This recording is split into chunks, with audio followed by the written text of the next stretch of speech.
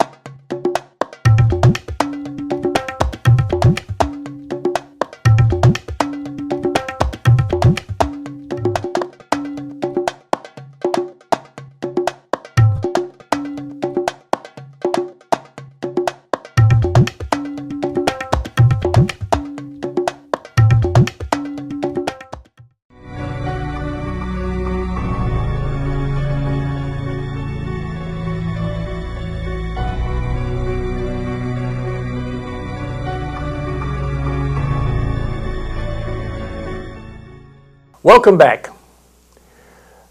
Let me first address gun control or guns in America. I've referred to it as a political football. There are two diametrically opposed views on guns in America. When we talk about guns and gun control, you have a group or a side that talks about continuous legislation on guns. And there's the other side that only shouts and waves the Constitution and talks about the Second Amendment. Both sides do have a point, but both sides do not want a solution to what they think the problem is. Let us look at what everybody thinks the problem is. Those that live outside America always think that guns are such a menace in the society. And yes, it is. Americans are killed mostly, a fair number of Americans are killed mostly by guns. But those are crimes. In Chicago, where I used to teach, the crime rate with guns is alarming. It is alarming. But why hasn't it been solved? Because, like I always tell people, criminals would always find guns irrespective of what laws you pass. The reason they are criminals, they don't go by laws. They don't go by rules of society. But here is what the problem is. Those of us that live in Houston or in Texas per se, we're really a gun country. This is a town, Houston, that allows an open carry. What's an open carry? Now you can actually show your weapon in public. Since it started in January 2016, maybe I've seen one person in Walmart with an open carry, or I can't remember where, but somewhere in a shop, He looked silly. I'd rather have, there's obviously the law of conceal carry, which is a fair law because actually that makes me a lot more comfortable because I do know that if a bad guy shows up, there'll be quite a good number of people that would tackle him because they have their own guns. But that's not the argument I'm trying to make here. My argument is, why is it an issue that Americans really don't want to solve? Now, let's do a little bit of politics here. The Democrats, what do they really want when it comes to guns and gun control? They would never really say it, but what they really do want is for all guns to be taken away. That is what they want. They refer to the Australian model of 1992 or something like that, where guns were taken away. But Australia is a country of how many? 30 million people and had very few guns. America is 300 million plus and has over 300 million guns. You're not going to take away everybody's gun. It's not possible. So why do you call for that? You call for it because it becomes an issue that you can batter the other side with. Now, what do the Republicans want? The Republicans, like I say, they waive the Second Amendment, the right to own and bear arms. They waive it. It's in their Constitution. So that's all they tell you. I have a right to carry a gun. Do they want any limitations? And they'll tell you, I really don't want any limitations. Everybody should be allowed to own and carry a gun once he's of age, once he has no criminal record. They really argue that very few limitations should be made on it. So why do they want that? Is it that they don't believe that bad people can own guns? Of course they know bad people can own guns. But again, it's about a political fight. Both sides really do have a point. But both sides don't really want it solved. That's the truth. That's why it reoccurs every election cycle. It's a great fight for both sides. Use it to hold down your supporters. That's what it's about. Guns in America is not really or should not be an issue. It should never be. Because like I said, those of us in Houston here, how many times have you seen a shootout at a bar? But there are a lot of bars that allow people to come in with guns. It doesn't happen. How many times have you seen people shoot? So you overtake someone and he gets annoyed and you piss him off and he shoots you. It doesn't happen. And I'm not saying there's not a crazy person that will do that. Of course, there are always going to be crazy people. But it is because it is good for both sides to have those divergent views. One side really wants all guns to be taken away. They believe that's their belief. But they also know it can't happen. The other side want unfettered access to guns. They also know it is not going to happen. There are going to be some rules and regulations on who can own a gun. Guns in America is a political football. Will never be solved, would always be passed around, kicked around in whatever form you play football. So I'll take a quick break and I'll be right back.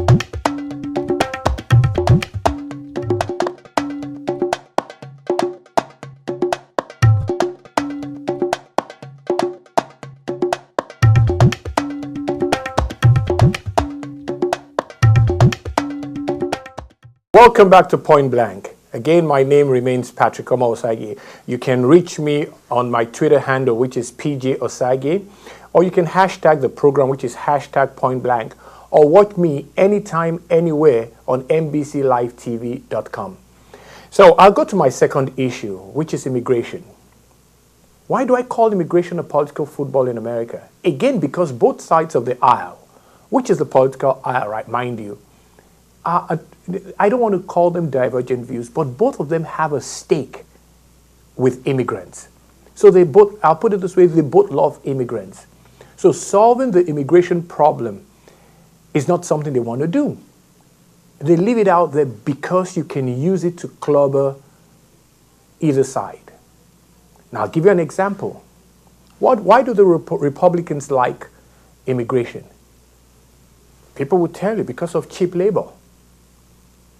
Why do Democrats like immigration? Because of what?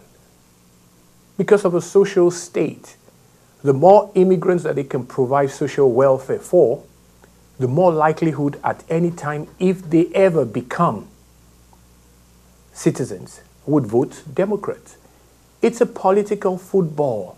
But will there ever be a solution? I don't think so. Both sides have always wanted a solution. Before President Obama, President Bush had a law, or he proposed a law. The Democrats threw it out.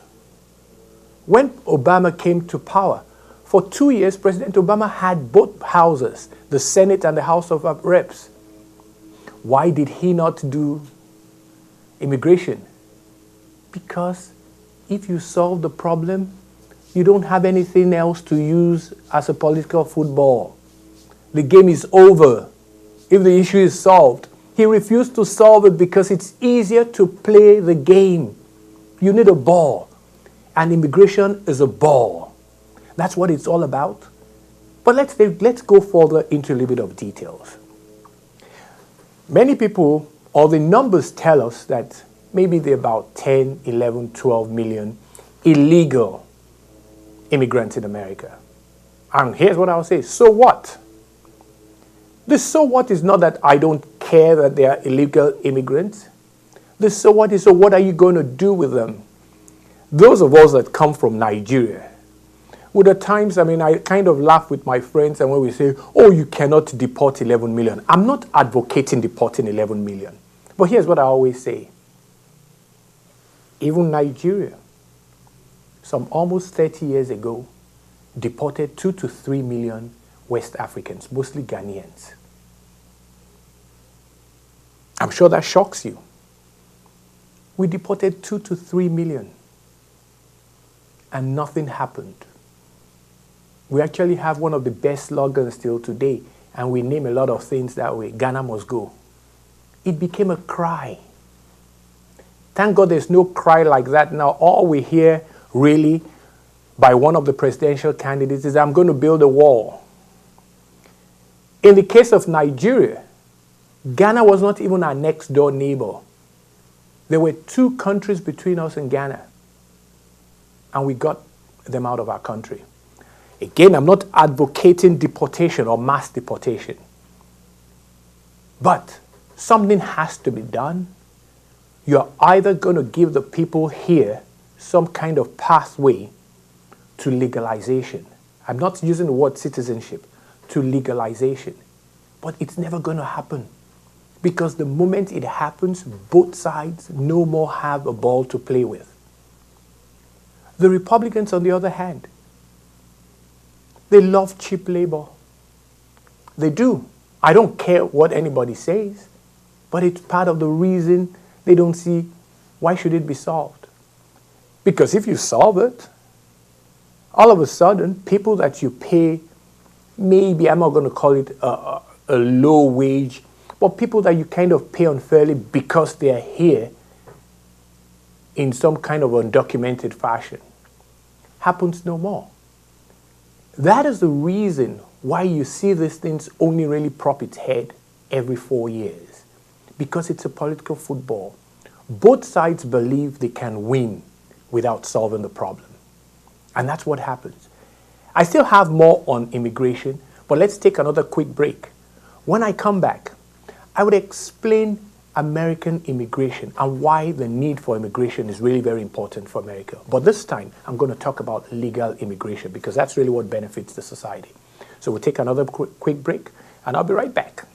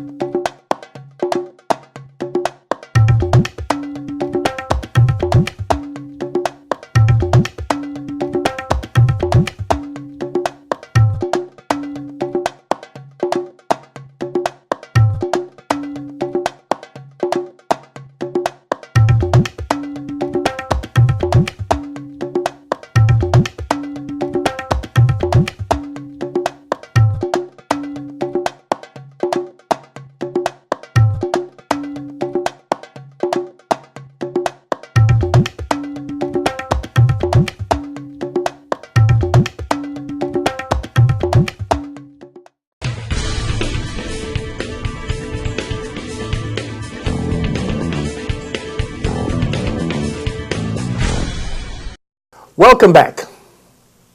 Point blank on this Thursday, look, I'm dealing with what I consider political footballs. Guns, gun control, and immigration, legal and illegal. I've explained a little bit about why illegal immigration tends to hold sway in the American political system. Almost every 4 years, we have this fight about illegal immigration, or immigration generally. But let me try to explain my own understanding. And here is where I give my point-blank opinion on issues. Immigration is a good thing for America. It's an immigrant country. So what does immigration really do for America? Because everybody sees America as a country where you can become anything. People love to come here. So immigration has been good for this society. It is what actually keeps the society afloat. The longer you are here, the more people just, love the society and not do much. You take a look at a lot of things that happen in America. It's done by immigrants. There's a lot of sweat in America by immigrants because they're the ones that are thriving. They love the idea of free entrepreneurship. That's what keeps America going. America's business is business. That's who they are. Immigrants come here for the sole purpose of making a good life. It's about economics. I know people come here as refugees and all the other stuff, but it's really about economics. You want a better life. And America gives you that avenue. And that's why immigration is good for America. But legal immigration, because illegal immigration causes a lot of other things. Do people find themselves here, unfortunately? Yes, they do. And that is why it needs to be solved. And there's several ways to solve it, but that's not my job. I'm not in the legislature in America. I never hope to be there. But that's their job to find a way to solve it. But like I've said, it continues and it benefits both sides to play immigration as a football, as a political football.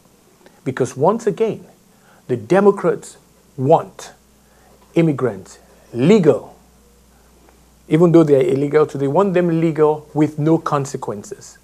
The Republicans don't want them legal, not because they hate immigrants, but again, because it's beneficial to keep them illegal. The Democrats, is it beneficial to them? Yes, it is. Because they can clobber the other side and call them racists for not wanting them to become legal. Because their proposal of making them legal knows that it cannot pass any kind of muster. Presidents have come and gone. The last time we had anything about illegal or immigration done in America was done under who? Under another popular president, Ronald Reagan, in 1986. We've had another popular president after that, President Bill Clinton. He didn't do it. Everybody thought he would do it before he left office. He didn't do it. We have another popular president. He's well over 50% in the polls of popularity today. President Barack Obama. He's not going to do it. It doesn't pay a president to solve that problem. It's a game. It's a football game. They toss it around and never want to score a touchdown. They never want to score a goal because goals or touchdown usually ends the game. One side wins. They don't want a winner. And that's why that problem, immigration, legal or illegal, will not be solved in America. I'll take one last break. When I come back, I'll give you my point-blank view on both issues merged together and see how the system really functions in this chaos of gun control and immigration. So we'll be right back.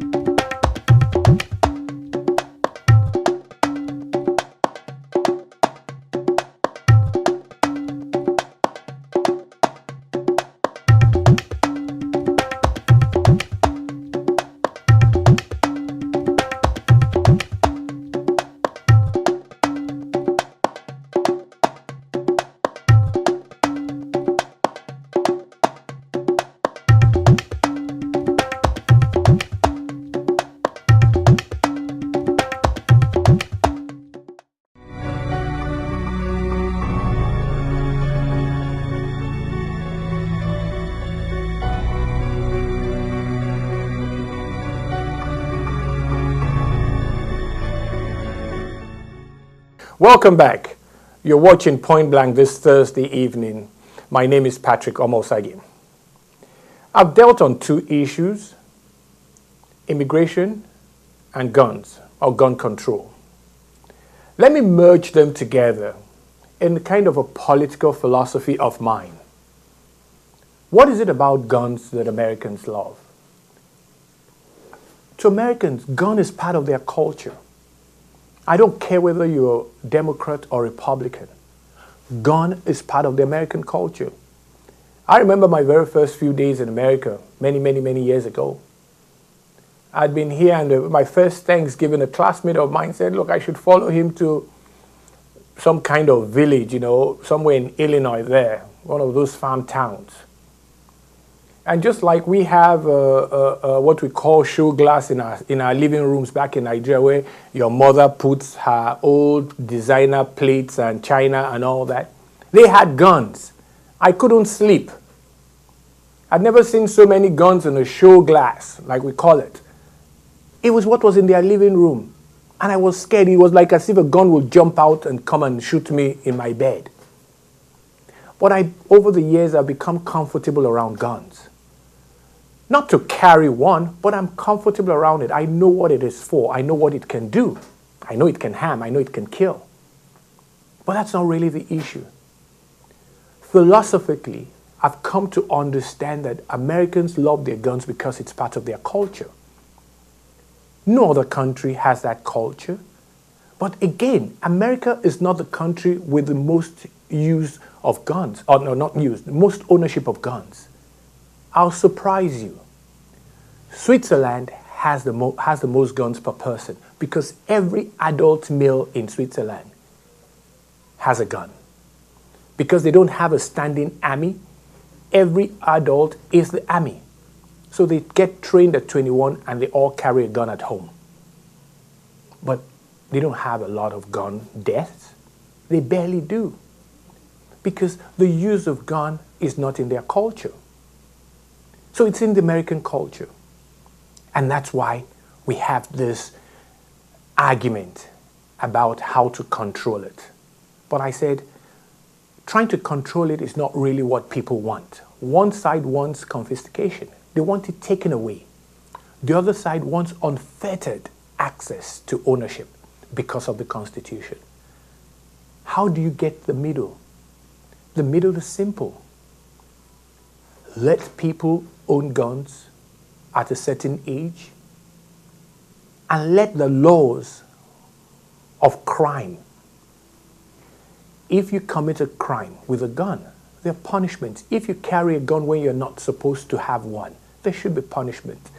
But trying to think that you can collect 300 million guns off the streets of America is impossible. Because even if you, let's even assume you can do that, do they think the criminals will not have guns? They will. Guns are illegal in Nigeria, where most of us come from. But criminals do have guns. I've been to the shops I've been to the industrial markets of Aba, and I've seen guns being crafted. Recently, I've forgotten her name, the MP that was killed in England was killed by a gun. Guns are illegal in England. She was killed by a gun. How did that killer get a gun? Guns are illegal. Those that want to commit crime will find guns. Taking guns away from everybody is not a way to solve gun crimes. There are other ways, but that's not my job, like I said. So that's my view on that. My view on immigration is very simple. The issue can be solved easily. Easily.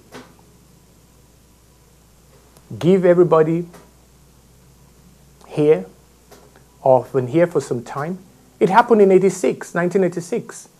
The simple law then was that those that had been here for a certain amount of time had no criminal or no record per se, could go and register and eventually get a green card and become a citizen. It was that simple. Will it be that simple now? Probably not. Because both sides had dug in to fight to the end. Not to solve the problem, but like I said, to use it. One side against the other. And what is really the issue? One side calls the other side racists if they don't pass the law. But the other side, when they had the chance to pass the law, refused to pass the law. So what's the problem? It's a political football. It's good for both sides. Let's toss it around. We won't score. They know what they are doing. I mean, what do they call those soccer games where teams just play and not want to score? They sit back and have fun. They look like RNG games. I'm telling you, immigration and gun control are almost like RNG games in America. They do not want a solution. It's as straight as that. It's as simple as that. They really don't want a solution. But you can reach me again on my Twitter handle, Omo-Osagie. You can hashtag this program, hashtag Pointblank. But yeah, you can watch this program any other time, anywhere in the world at mbclive.com. I really would like to hear from you on this issue because all of us as Nigerians or Africans that sit out here and live out here in America, we feel this all the time. Most of all feel the immigration issue. Most of us are afraid of guns and we hear it being discussed all the time. So I'd really love to hear from you. So reach me at those through those mediums and I'll be happy to discuss it with you further. Now, in the next few Thursdays, we're actually going to be dealing more on politics in America because this is political time. The election is about 5 months away. So we're going to be doing a lot on politics and how it affects us. So I'll see you all back here next week, Thursday. Bye for now.